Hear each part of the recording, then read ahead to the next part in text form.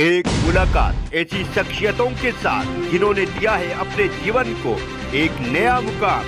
रूबरू कराएंगे ऐसी कुछ हस्तियों के साथ एक खास शख्सियत के साथ मुलाकात जयदेव पटेल के साथ नंबर 1 इंडिया न्यूज पर। नमस्कार व्यूअर्स, मैं जयदेव पटेल और आप देख रहे हैं नंबर 1 इंडिया न्यूज। आपका एक बार फिर स्वागत है एक खास शख्सियत के साथ मुलाकात प्रोग्राम में। आज का प्रोग्राम में राजस्थान के पुलिस हेडक्वार्टर जयपुर से कर रहा हूँ और आज हम बात करेंगे लोकसभा चुनाव को लेकर के। एक चरण का मतदान हो गया है और दूसरे चरण का मतदान 26 अप्रैल को होने जा रहा है। ऐसे में क्या कुछ खास तैयारियां राजस्थान पुलिस की तरफ से की गई है और कितना तैयार है फ्री एंड फेयर इलेक्शंस को लेकर के, तमाम जो इलीगल जो गतिविधियां हो रही है उसमें किस तरीके से मॉनिटरिंग की जा रही है।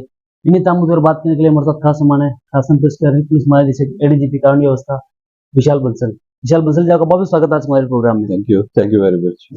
विशाल जी, आपसे मेरा पहला सवाल है कि राजस्थान पुलिस दूसरे चरण के मतदान के लिए कितना तैयार है लोकसभा के 26 तारीख को होने वाले उसको लेकर। जिस प्रकार से हमने फर्स्ट फेज में माकूल व्यवस्था रखी थी, उसी प्रकार से सेकंड फेज के लिए हमारी पुलिस फोर्स सारे सेकंड फेज के डिस्ट्रिक्ट्स में पहुंच चुकी है। पुलिस फोर्स के अलावा central armed police force CAPF, border home guards और होम गार्ड्स, हमारे डिस्ट्रिक्ट्स की जो पुलिस है वो सारी वहां पे अपने अपने स्थान पे पहुंच चुकी है। और वी आर कॉन्फिडेंट कि जैसा हमने फर्स्ट फेज में एकदम शांतिपूर्ण तरीके से चुनाव संपन्न कराया था, पूर्णतः उसी प्रकार से शांतिपूर्ण तरीके से चुनाव संपन्न।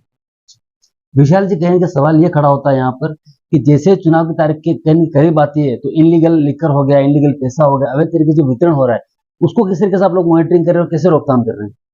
इलीगल पैसा, अवैध शराब, नार्कोटिक्स सब्सटेंसेस का मूवमेंट वगैरह, उसके संबंध में हमने लार्ज नंबर ऑफ करीब 1800 से अधिक हमारी फ्लाइंग स्क्वाड्स थी, स्टैटिक सर्वेलेंस टीम्स थी, इसके अलावा हमने क्यूआरटीज लगा रखी थी, इंटेलिजेंस मशीनरी को हमने पूरा लगा रखा था।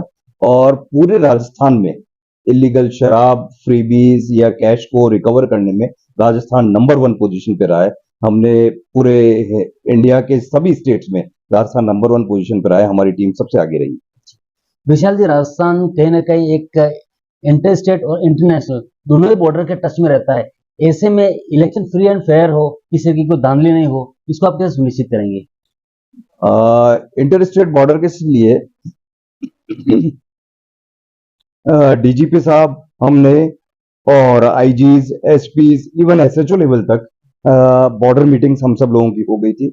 उन सारी बॉर्डर मीटिंग्स में हमने आपस में मॉडलिटीज डिस्कस कर रखी थी कि जब राजस्थान में चुनाव होंगे तो उस टाइम में वहां पे जो भी स्टेट की बॉर्डर लग रही होगी, उस स्टेट की बॉर्डर वहां पे हमारी पुलिस के साथ में खड़ी रहेगी और इंश्योर करेगी कि बॉर्डर 100% सील हो जाए। उसी प्रकार से उनके स्टेट में जब चुनाव होगा तब हम लोग वहां पे उनके साथ में मौजूद खड़े रहेंगे और इंश्योर करेंगे कि पूरी की पूरी बॉर्डर सीलिंग रहे। इस तरह से हमारा आपस में बहुत अच्छा कोऑर्डिनेशन है इंटर स्टेट बॉर्डर के साथ में।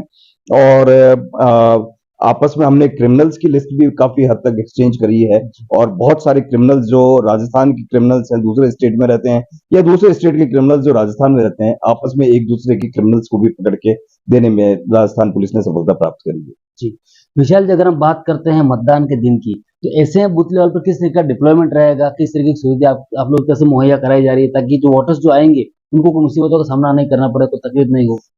हमने हर एक जो पोलिंग बूथ है उसके ऊपर एक पुलिस कांस्टेबल की व्यवस्था करी है। जहां पे क्लस्टर है, मतलब कि कुछ जरूरत से ज्यादा बूथ्स हैं, जैसे 3-4 हैं, तो वहां पे एक्स्ट्रा आवश्यकता अनुसार 1 होमगार्ड, 2 होमगार्ड हमने वहां पे प्रोवाइड करें। इसके अलावा हमने बूथ्स का क्लासिफिकेशन किया है कि कौन से बूथ वल्नरेबल है, कौन से booth law and order point of view से सेंसिटिव है। जो वल्नरेबल बूथ्स हैं उनके ऊपर सीएपीएफ का हम हाफ सेक्शन के फोर्स, इलेक्शन कमीशन ने जो मैंडेट कर रखा है वो हम प्रोवाइड कर रहे हैं। और जो हमने अपना एक नया कैटेगरी लॉ एंड ऑर्डर के पॉइंट ऑफ व्यू से सेंसिटिव बूथ्स है, उसके ऊपर आर्म्ड पुलिसमैन, हम 3-3 आर्म्ड पुलिसमैन जो बूथ पे लगाए हैं उनके अतिरिक्त एक्स्ट्रा हम दे रहे हैं।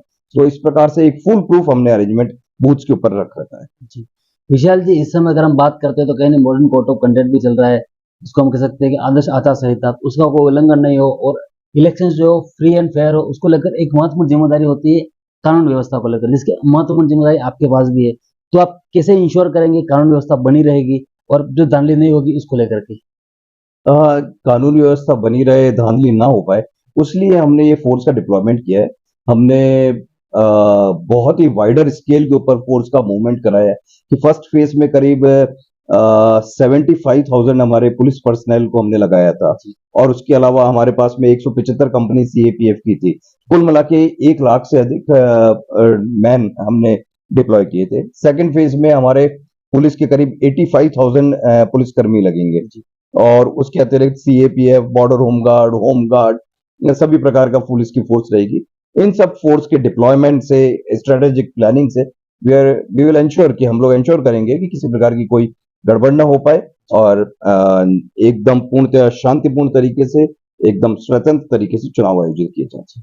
विशाल जी, आपसे मेरा एक आखिरी सवाल है कि हमेशा हम देखते हैं कि जैसे जो कोई बड़े इवेंट्स होते हैं, चुनाव हो गए या फिर और कोई बड़े इवेंट्स होते हैं, उसमें एक इशू रेस होता है कि कुछ लोग होते हैं जो असामाजिक तत्व, जो इनके सोशल मीडिया हो गया, उस पर जो एक गलत तरीके से चीजों को प्रेजेंट करने की कोशिश करते हैं, तो उसको आप लोग कैसे मॉनिटरिंग करेंगे, खासकर सोशल मीडिया की अगर हम बात करें? सोशल मीडिया की रेगुलर हमने एक सेपरेट एक नोडल ऑफिसर बना रखे हैं हमारे स्टेट में, जो सोशल मीडिया का मॉनिटरिंग कर रहे हैं। इसके साथ में यदि सोशल मीडिया के ऊपर कोई भी फेक न्यूज आती है या कोई भी गलत चीज आती है, तो उसको तुरंत सोशल मीडिया से हटवाने का, करवाने का हमारी रेगुलरली हर एक डिस्ट्रिक्ट में एक सोशल मीडिया मॉनिटरिंग टीम है, एक स्टेट लेवल की सोशल मीडिया मॉनिटरिंग टीम है, एंड कंटिन्यूसली हम लोग एक एक चीज को वॉच कर रहे हैं। जी, विशाल जी, आपने हमारे लिए समय निकाला और महत्वपूर्ण जानकारी हमारे साझा करें, उसके लिए आपका बहुत बहुत धन्यवाद। Thank you very much. Thank you.